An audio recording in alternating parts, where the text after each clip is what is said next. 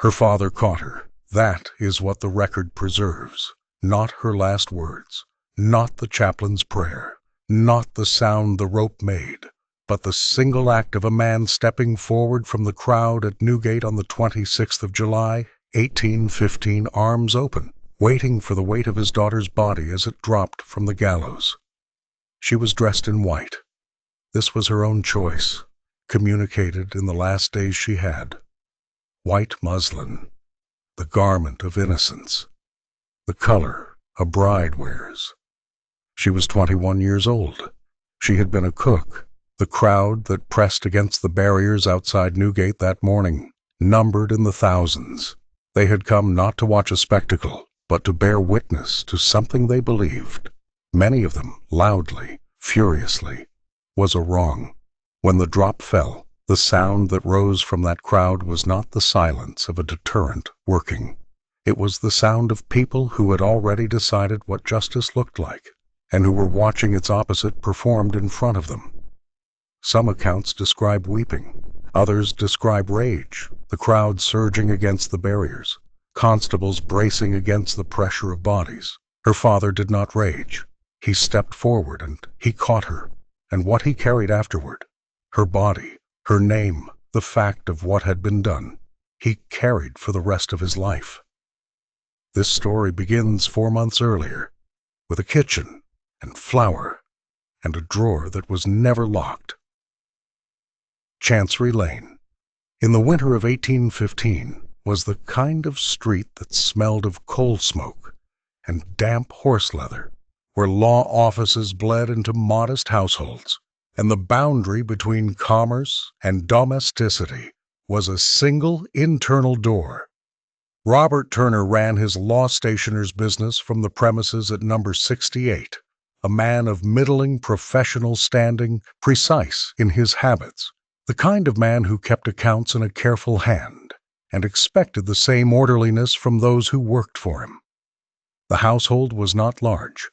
Robert Turner, his wife Charlotte, his father Orlebar Turner, an older man in indifferent health, and a small domestic staff. Eliza Fenning had been engaged as a cook sometime in late 1814. She was 20 years old at the time of her hiring, described by the people who knew her outside the Turner house as a respectable young woman, modest in her manner, industrious. Her employer's assessments before the events of March were not uniformly warm, but neither were they damning. She worked, she cooked, she kept the kitchen. What the household record does not preserve, what no document now answers, is the texture of those months. Whether Charlotte Turner was a generous mistress or a watchful one, whether Orlebar Turner's presence in the house created its own particular pressures, whether Eliza ate her meals at the kitchen table in contentment or in the particular silence that domestic workers of her class learn to wear like a second skin. These are the spaces the archive leaves empty. We fill them with inference, carefully, and set them aside when they begin to feel too certain. What is documented is that in the weeks before the dinner of the 21st of March, there had been a quarrel. The precise nature of the quarrel is difficult to establish with clarity, because the account of it that survives most fully was given by those who had an interest in its significance. What is recorded is that Eliza Fenning had been reprimanded for some infraction of household conduct, possibly connected to a male servant, possibly to her manner, and that the reprimand had been sharp enough to be remembered. Whether she wept, whether she answered back, whether she accepted the correction in silence, none of this is known. The quarrel exists in the record primarily as a motive, and motives are always constructed backward, always made to fit the conclusion that is later reached. On the 21st of March, 1815, Eliza Fenning made yeast dumplings. The recipe was unremarkable. Dumplings were a common feature of modest English domestic cooking. Flour, yeast, water, rolled and boiled, eaten with whatever the household had to accompany them. Eliza had made them before in the Turner kitchen, or something enough like them that no one had found it unusual when they appeared on the table that evening. The dinner was served. Robert Turner ate. Charlotte Turner ate. Orlibar Turner ate. A male servant named Roger Gadsden ate. Eliza Fenning, in the kitchen, ate the dumplings she had made. Within the hour, every one of them was ill. This is the point at which the record becomes both clearer and more complicated. The illness was acute. Robert Turner was, by his own later account, severely affected. Vomiting, pain, prostration. Charlotte Turner similarly. Orlibar Turner, whose health was already fragile, was ill enough that concern attached to him more particularly than to the others. Roger Gadsden was sick, and Eliza Fenning in the kitchen was also sick, bent over the sink, by the accounts that include her condition at all, ill in the same way, and at the same time as the family she had allegedly tried to kill. The symptoms, in the days that followed, pointed to arsenic. A surgeon named John Marshall, not the judge, the coincidence of name is its own small irony, was called to the house, and eventually gave his professional opinion that the illness was consistent with arsenic poisoning. Later, the dough that remained from the dumplings would be tested. The test, conducted by methods of the period that a modern chemist would regard with significant skepticism, was said to show the presence of arsenious acid. The family recovered. Eliza recovered. And then, from the recovered body of the household, someone looked at the cook. The drawer was a wooden one in the kitchen, used to store materials for the preparation of food. In it, at some point after the events of the 21st, the exact timing is one of the disputed matters in this case, a paper packet was found. The packet contained a white powder. The powder was arsenic, or was said to be. Arsenic in an early 19th century English household was not in itself suspicious. This requires a moment's attention because it is easy to forget, reading the records from our own distance, how thoroughly integrated into domestic life arsenious compounds were at this period. Rat poison, vermin control. A household without it was a household with rats, and a household with rats was a household in disgrace. The Turner house had arsenic. This was ordinary. What mattered, what the prosecution would argue mattered, was who had access to it and who had touched it last. The drawer was not locked. This is documented. The drawer where the arsenic packet was found was accessible to any person in the household who might pass through or work in the kitchen. Robert Turner knew of the arsenic's existence. Orlibar Turner knew of it. Roger Gadsden presumably had access to it. Charlotte Turner, whose movements in the kitchen are not fully accounted for in any testimony, had access to it. Eliza Fenning also had access to it. She was the cook. The kitchen was her domain. It is precisely because the kitchen was her domain that everything in it could be made to point at her, and everything in it could also, with equal legitimacy, point at anyone else who had ever entered the room. The arrest came in late March. The magistrate who heard the initial evidence committed her for trial at the Old Bailey. In the days between her commitment and her trial, Eliza Fenning, held in custody, maintained what she would maintain without variation from this point to the last moment of her life. She had not put arsenic in the dumplings. She did not know how it had come to be there. She was innocent. Whether her composure during this period was the composure of innocence, or the composure of a young woman who had learned early that visible distress from people of her station tended to be read as confirmation of guilt rather than as evidence of suffering. This is a question the record cannot answer. What the record shows is a consistent account, held without modification, under circumstances designed to produce modification. Her family engaged legal assistance on her behalf. Her father, whose name does not appear with the regularity it deserves in most accounts, a working man, a man of no particular standing, was present and active throughout. He gathered character witnesses. He sought people who knew his daughter. He did what a father does when the machinery of the law has enclosed his child, which is to believe that the machinery can be made to see what he sees, if only enough people speak clearly enough. He was not yet wrong, but he was about to be. The trial of Eliza Fenning for the attempted murder of Robert Turner and others took place at the Old Bailey on the 11th of April, 1815. It was conducted with a speed that was not unusual for the period. The Old Bailey in the early 19th century processed cases at a rate that would be unrecognizable to any modern practitioner of law, but which, in this particular instance, served a function that speed often serves. It precluded examination. The courtroom was full. This was a domestic poisoning case, and domestic poisoning cases drew crowds. The proximity of the crime, a family, a servant, a shared meal, was the proximity of everyone's household anxiety, given legal form. People understood what was alleged. They understood the image, a trusted cook, working in the intimacy of the kitchen, choosing what went into the food of those who trusted her. The image was legible, and it was terrifying, and it required a verdict to contain it. The judge who presided was John Sylvester. He was known, in the parlance of the period, as Blackjack Sylvester, a name that attached to him from his courtroom manner, which was brisk to the point of prejudgment and efficient to the point of severity. Whether he formed a view of Eliza Fenning's guilt before the evidence was fully heard, it is not possible to determine from the record alone. What the record does show is a series of decisions made from the bench during the trial that constrained the defense in ways that would later draw considerable and sustained criticism. The prosecution presented its case through the testimony of Robert Turner, Charlotte Turner, Orlebar Turner, Roger Gadsden, and the surgeon John Marshall. The substance of their testimony was, the dumplings had made everyone ill. The arsenic packet had been found in the kitchen.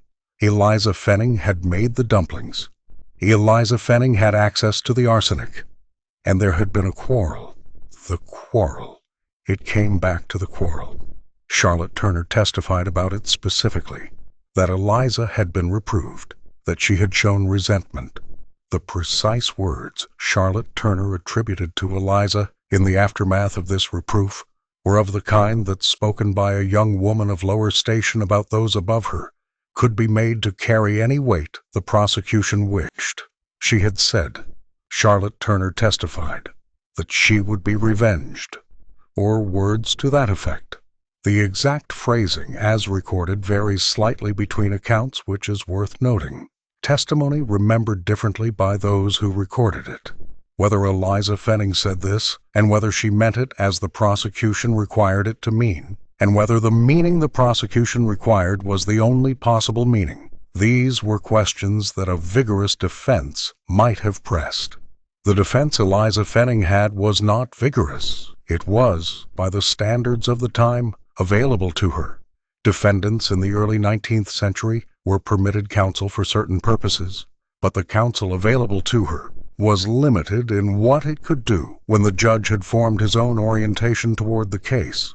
The defense sought to call witnesses, character witnesses, people who had known Eliza Fenning before and outside the Turner household, who could speak to the nature of the person the prosecution was describing. Several of these witnesses were not permitted to testify.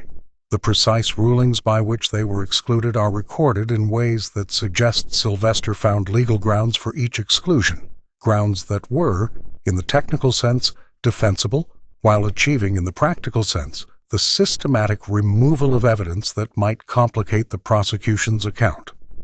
There is a moment in the trial transcript that deserves attention. Eliza Fenning, who under the legal conventions of the time could not give evidence in her own defense. Defendants were not permitted to testify under oath in English courts until 1898, a fact that should be held in mind for everything that follows, was nonetheless permitted to make a statement from the dock. She said, speaking directly into a courtroom that had heard testimony against her for hours, "I am truly innocent of the whole charge, innocent of the whole charge." The repetition is in the record. Whether it was emphasis or whether it was the particular intonation of someone who knows that the words are not landing, is a question that lives in the silence of the transcript. The jury retired. They were not gone long. Guilty. The word occupied the room in a way that was, by the accounts of those present, followed immediately not by silence but by a sound, a shift in the crowd, a murmur that passed through the gallery with the speed of something that had been anticipated and dreaded simultaneously. Some accounts say a woman near the front began to weep. What is documented is that Eliza Fenning, upon hearing the verdict, stood without visible collapse. She did not faint. She did not cry out. She stood and looked at the judge, and whatever she felt in that moment is not in the record, because the record was not built to hold it. The sentence was death.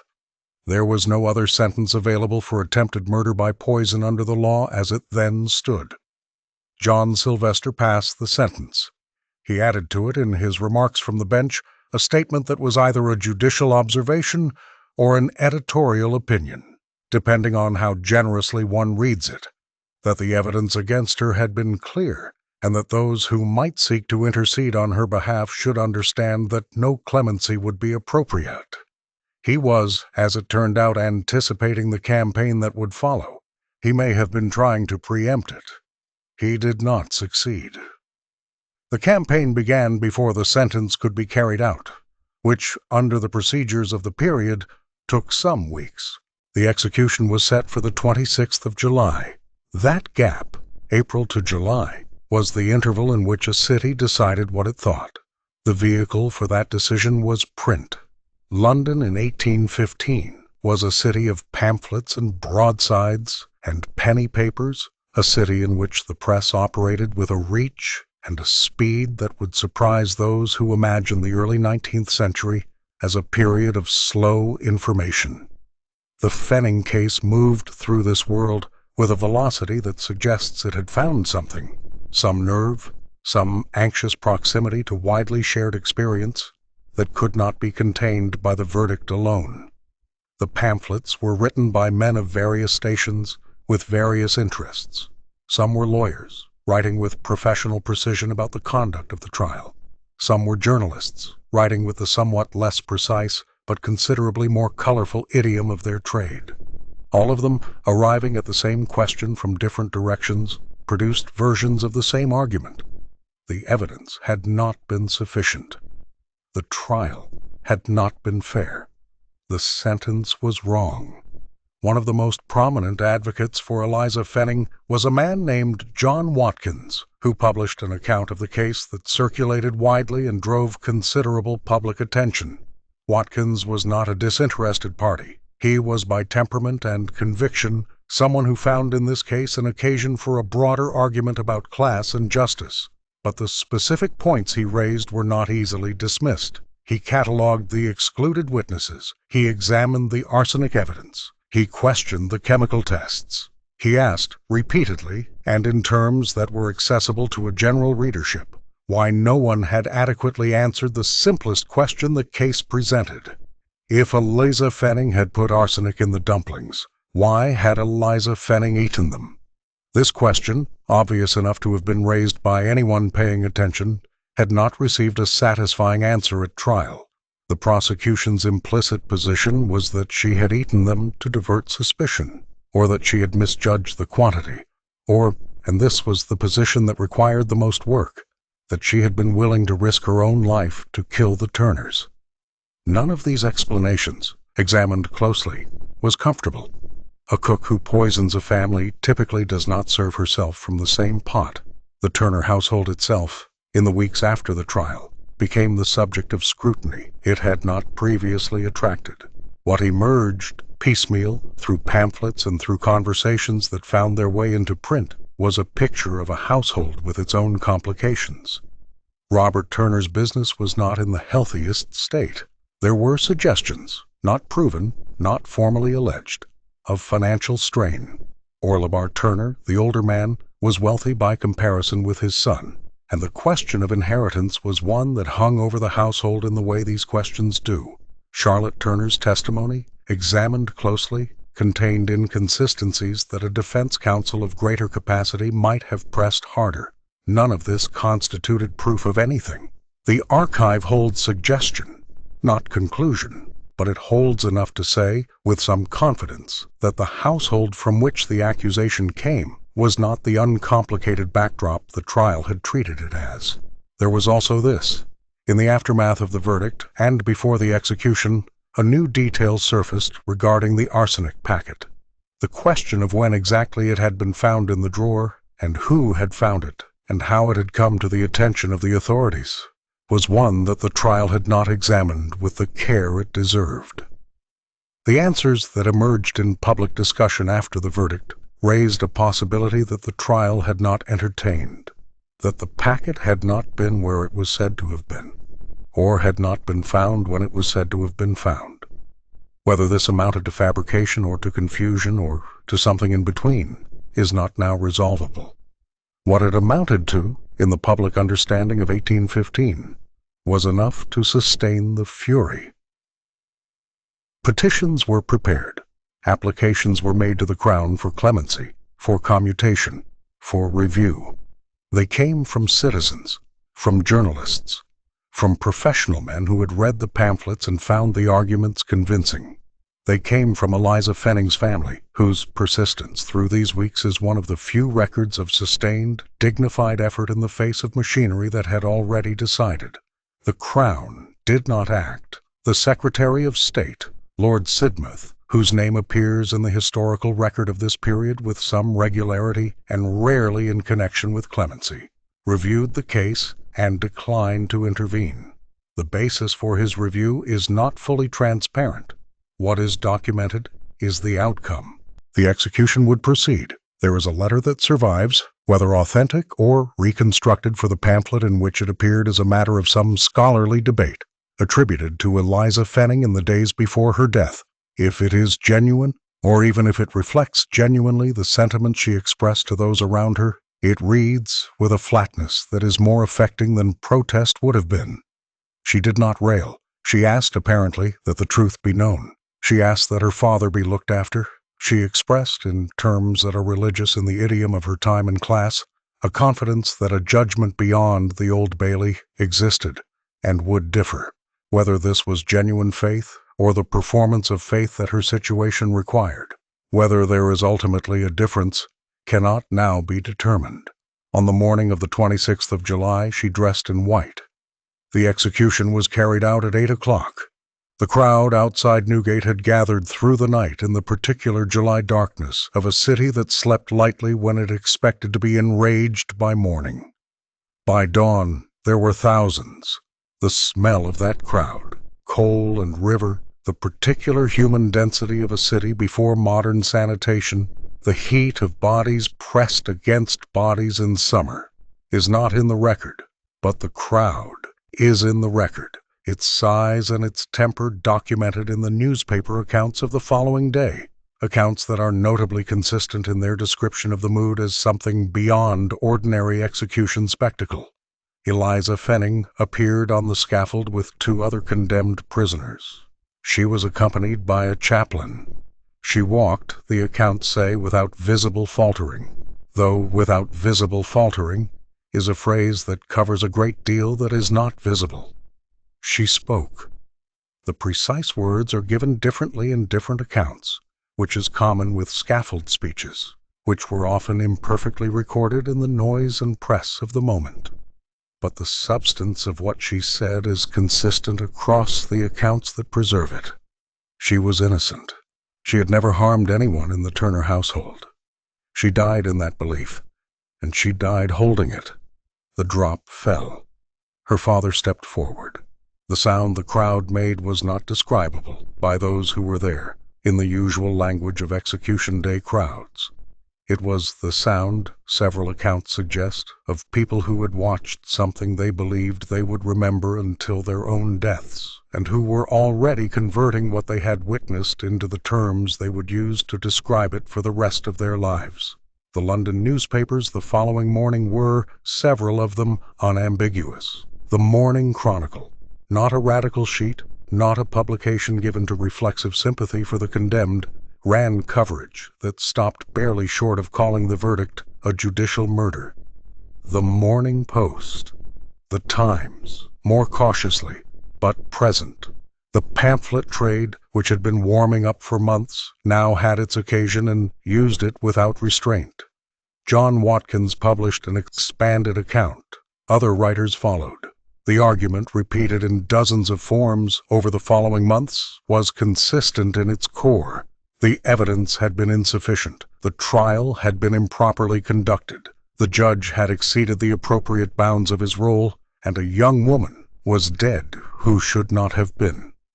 John Sylvester was attacked in print with a directness that was, for the period, remarkable. His conduct of the trial, his exclusion of defense witnesses, his sentencing remarks, all of it subjected to a kind of public retrospective cross-examination that the trial itself had not permitted.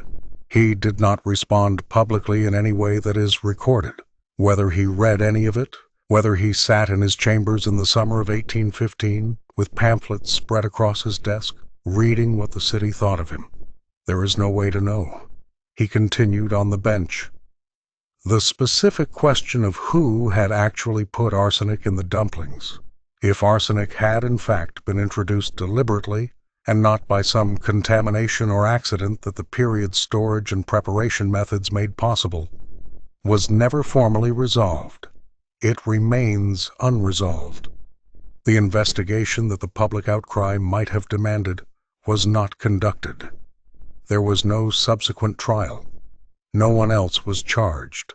The case, in its legal dimensions, ended at Newgate on the 26th of July, and whatever the truth of the 21st of March was, it was buried with Eliza Fenning, or left to disperse through the pamphlet record in the form of inference and suggestion rather than evidence. What the pamphlet record does preserve, if it is read with care, is a set of circumstances pointing in directions the trial had refused to follow. The financial pressures in the Turner household, the question of Orlebar Turner's estate and his health, the male servant Roger Gadsden, whose presence in the household and whose access to the kitchen were noted in some of the public accounts, but never formally examined. A neighbor's reported observations about the household that did not make it into the trial record. None of this rises to proof. All of it rises above nothing. The arsenic packet. Who had purchased it? When? From whom? The shop records that might have answered these questions. Were they preserved? Were they sought? The record does not show a vigorous inquiry. What the record shows is a household from which an accusation issued, a young woman who bore the accusation from a position of maximum vulnerability, and a legal process that moved from accusation to execution in approximately 100 days. 100 days. The arithmetic is worth dwelling on. From the meal on the 21st of March to the gallows on the 26th of July.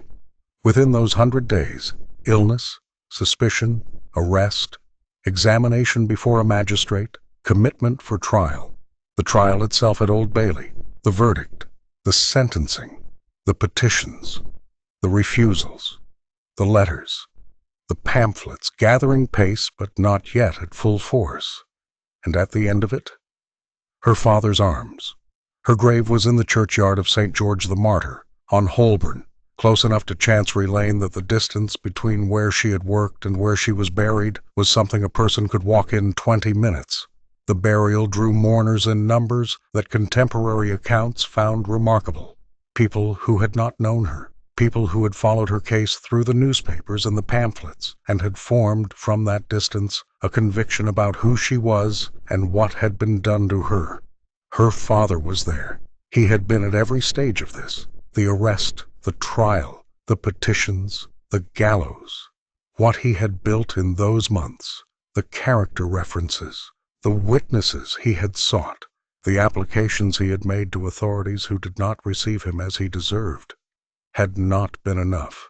It had not been, in the end, remotely enough, because the system he was arguing with had not been designed to be persuaded by the arguments available to him. It had been designed with certain outcomes in mind, and the outcome here had been decided before the arguments began. What he could do now was bury her, and grieve, and go on living in a city that had hanged his daughter and then written pamphlets about it. The pamphlets did not stop. The anger that produced them did not stop. The Fenning case became, in the years that followed, a reference point in discussions about the administration of criminal justice in England, cited in debates about the conduct of judges. about the rights of defendants, about the evidentiary standards appropriate to capital cases. The specific reforms those debates eventually produced came slowly, as reforms to criminal procedure in England always did, but they came. The right of defendants to testify in their own defense, which might have given Eliza Fenning the single tool the trial had denied her, was not established until 1898. 83 years. Eliza Fenning was dead.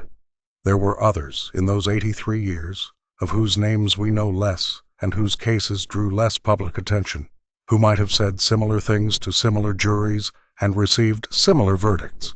The Fenning case is remembered partly because it generated enough noise to leave a record. The question it raises is what happened in the cases that generated no noise at all. John Sylvester served on the bench for several more years. He was not removed. He was not censured by any formal body, despite the public criticism his conduct of the trial attracted. He died in 1822, in possession of his professional reputation, such as it was. His name is not well known today outside of those who have reason to study this case. In the records he left behind, the trial transcripts over which he presided, the sentences he passed, there are other names. Some of them certainly deserved exactly what they received from the law. Others, perhaps, were standing where Eliza Fenning stood, at the intersection of insufficient evidence and absolute certainty, where the certainty belonged to the court, and the insufficiency was borne entirely by the accused. Robert Turner continued his business on Chancery Lane. He and Charlotte Turner lived on after the trial and the execution and the pamphlets, what their domestic life was in the years that followed. Whether the case weighed on them, whether they discussed it, whether there were moments in which one or both of them returned to the 21st of March and examined it from a different angle, the record does not say. They are figures in the historical documentation of this case. They gave testimony. They recovered from the illness. They identified the arsenic. They were believed. These are the facts available. Whether they believed their own testimony with equal confidence at the end of their lives as they had at the Old Bailey in April 1815 is a question the archive leaves open, and leaves open permanently. There is a particular quality to wrongful execution cases that distinguishes them from other forms of injustice: the irreversibility. The law, when it errs in other directions, can be corrected. Property can be restored. A sentence served can be acknowledged as unjust, and the time cannot be returned. But the wrong can be named, and named publicly. Execution erases the possibility of correction in the most complete way available to human institutions. What was done to Eliza Fenning on the 26th of July, 1815, was finished at the moment it was done, and the finishing was absolute. The argument the pamphlet writers made, that she was innocent, that the evidence was insufficient, that the trial was unfair, was made, and continues to be made by historians who have examined the record since, with a consistency that amounts to something close to consensus. She was almost certainly innocent. The arsenic evidence was weak. The motive was conjectural. The excluded witnesses might have mattered. The judge's conduct was improper. These assessments now represent the weight of serious historical opinion. None of it is enough. It was never going to be enough. Almost certainly innocent is the verdict history gives. And history gives it too late, and the person to whom it is given has been dead for 200 years, in a churchyard off Holborn. What remains is the name, Eliza Fenning, 21 years old, a cook. She made dumplings on the 21st of March, 1815, and she ate them, and she was sick, and she was arrested, and she was tried and convicted and executed within 100 days. And she wore white to her own death because she wanted anyone watching to understand what she believed about herself. The question her case puts to the system that killed her is not exotic. It is not complicated. It is the question that attaches to every case in which power needed a culprit and found one among those without the means to resist. What would it have cost to wait, to examine more carefully, to follow the arsenic packet to its origin, to ask harder questions of the household, to give the character witnesses their chance, to allow the woman herself, a woman who could speak and reason, and maintain a consistent account under conditions designed to break consistency, to speak under oath in her own defense. The answer, of course, is that it would have cost very little, measured in the practical currency of legal procedure. A few more weeks, a somewhat less certain conviction, a verdict that the public would have accepted without the fury that followed. The fury followed because the public could count the days from meal to gallows, could read the testimony and find the gaps, could ask the question about the dumplings and note that it had not been answered. Ordinary people, reading ordinary newspapers, understanding ordinary logic, arrived at the same place. This was wrong. The system heard them, continued anyway, dropped the floor. There are no verified last words from Eliza Fenning. What she said on the scaffold exists in fragments, across accounts that were recorded at speed by people standing in a crowd of thousands. What all the accounts agree on is the substance. Innocence, maintained, spoken aloud, in the last moments she had in which speaking was possible. Her father caught her body and took it home, and buried it within sight of where she had worked, in a city that had killed her and was already writing about it, and the writing would go on, in pamphlets and in histories, and in this account now. All of it arriving after, all of it unable to give back what the court took, on a July morning in 1815, with the certainty of a system that had decided, before it ever heard her name, which lives it could afford to spend. She was 21. She had done nothing that the evidence could prove. She wore white because she wanted you to know that she knew it. The record says she was innocent. The record also says she is dead. These two facts have lived alongside each other for more than 200 years, and the distance between them is not historical. It is the distance between what justice is and what justice does, a distance that has never, in any era, been as small as the people administering it believed.